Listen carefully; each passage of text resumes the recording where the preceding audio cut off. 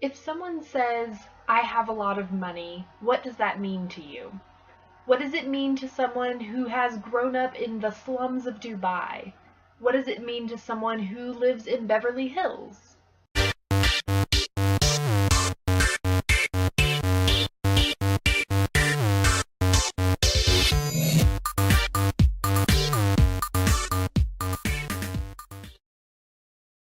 I've talked before about avoiding vague language in your writing, and today I'm going to talk even more specifically about describing large quantities. Many has always been one of my pet words, so has a lot, but if you say something like, "I have a lot of money," that means vastly different things to people in different circumstances. How about an example for your writing? Say your protagonist is up against a large army. What does large mean?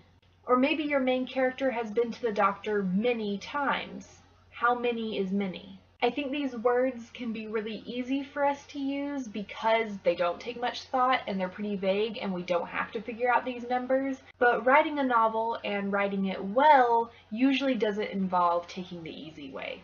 So what are some other ways that you can describe large quantities? One way is in using words that give a clear sense of numbers, so dozens, hundreds, thousands, millions, or an exact number if that's something that you can do. I mean, that probably wouldn't work for the large army we are talking about because your protagonist probably doesn't know that there are exactly 2,184 soldiers in that army. However, the main character who has been to the doctor many times probably knows how many times she's been in the last year.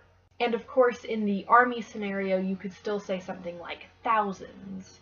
Another way that you could describe more clearly your large number of things is to use a metaphor or a comparison. Of course, you've always got some cliche metaphors like grains of sand or stars in the sky, but you can definitely get more creative than that. Maybe your main character is so rich and has so much money that he could easily pay off Han Solo's debts. I don't know, get creative, give us a frame of reference.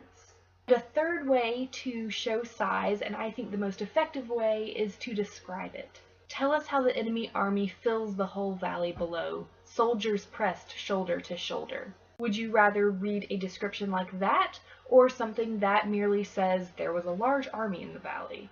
Or, slightly better but still not as effective, the villain had thousands of soldiers in her army.